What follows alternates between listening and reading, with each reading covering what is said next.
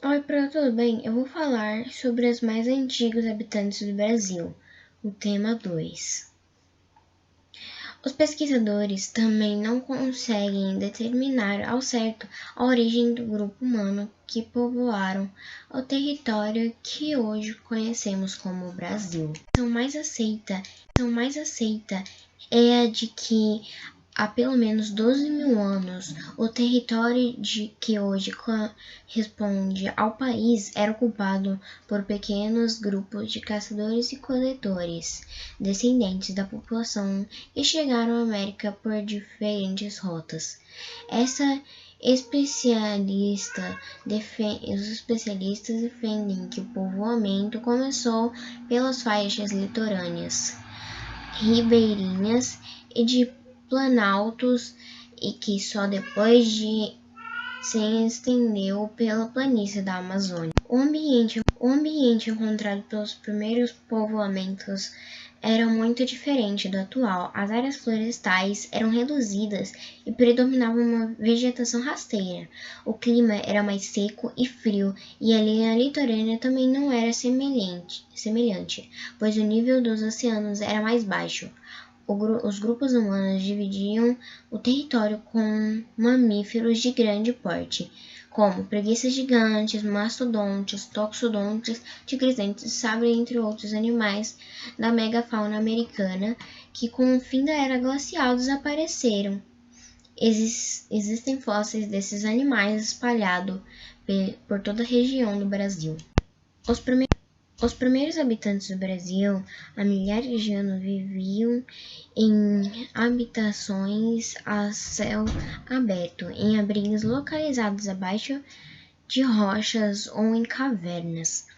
Quando sob uma proteção, costumavam fazer pinturas em tetos de cavernas para representar cenas da vida cotidiana, animais e pessoas. A coleção de artefatos de pedra e a descoberta de conchas perfumadas indicam que esses povos praticavam a caça e a pesca e a coleta. O vestígio de agricultura no Brasil datam aproximadamente 7 mil anos atrás e foram encontrados na região da Amazônia.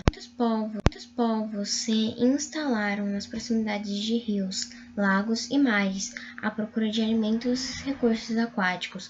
Nesses locais foram encontradas grandes pilhas de conchas e restos de animais. Foram encontradas elevações que misturaram materiais orgânicos e calcário, foram chamadas de sambaquis.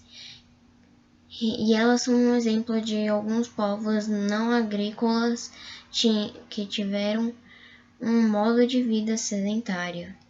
Os sambaquis eram bem achados no Brasil, principalmente nas regiões sul e sudeste, embora haja exemplos na região da Amazônia.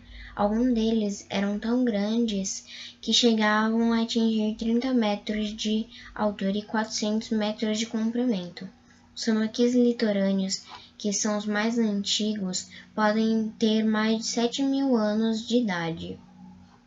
Acredita-se que os sambaquis eram os locais onde enterravam os mortos ou depositavam as ofertas. Isso explicaria os esqueletos humanos descobertos nesses locais, cada um deles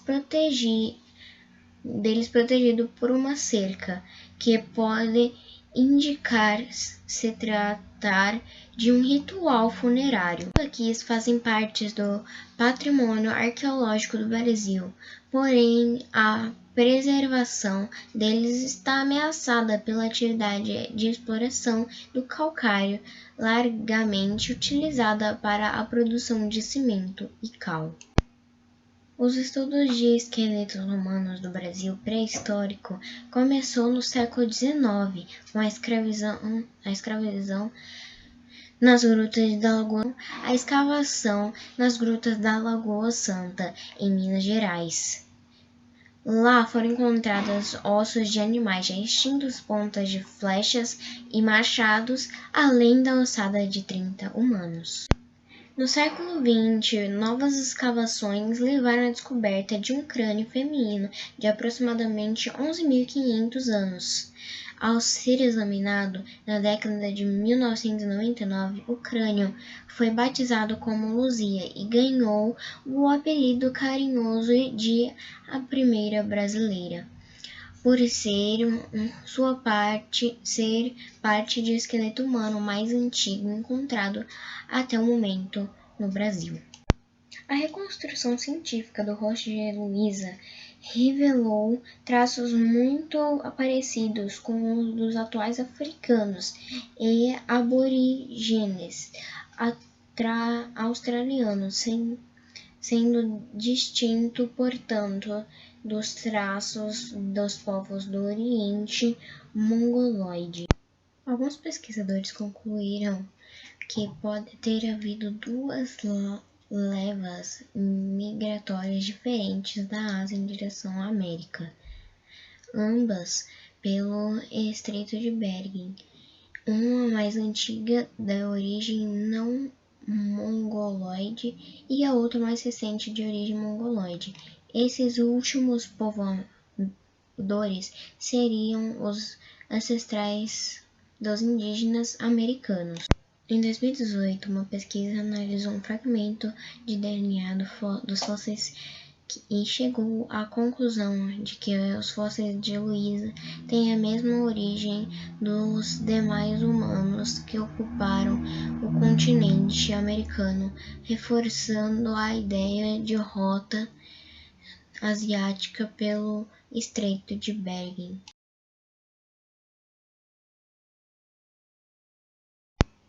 Na década de 1970, a escavação dirigida pela arqueóloga Nieide Guildon, no município de São Raimundo Nonato, no Piauí, levaram à descoberta de centenas de artefatos de pedra lascada e pedaços de carvão vegetal.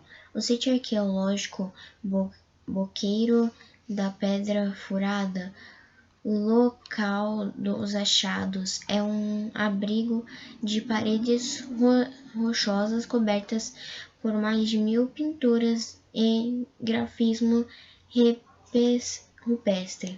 Os objetos ali encontrados teriam mais de 50 mil anos e, segundo a pesquisadora, teriam sido feitos em um grupo de humanos que habitavam uma floresta úmida, onde viviam animais como gliptodontes e preguiças gigantes. Muitos estudiosos, a produção de cerâmica provavelmente teve início no atual território brasileiro, na mesma época em que começou o cultivo de alimentos e era exercido por mulheres. Na Amazônia foram encontrados pedaços de cerâmicas que estão entre as mais antigas do Pará. Estão entre as mais antigas da América, onde hoje se localiza a cidade de Santarém, no estado do Pará. Foram encontrados objetos como estatuetas, vasos, urnas funerárias e pratos.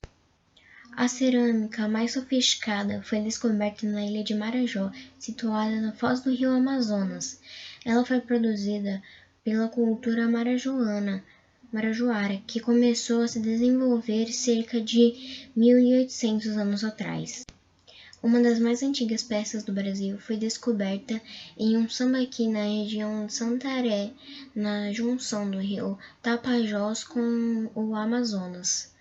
O fato de ela estar associada a um sambaqui não é agricultura, indica que a cerâmica pode ter sido desenvolvida para armazenar grãos e cozinhar alimentos. É possível que algumas sociedades ameríndias tinham produzido peças desse material para uns fins cerâmicos, como as urnas funerárias, recipientes com tampa nos quais os corpos e os ossos dos mortos eram depositados. Imagem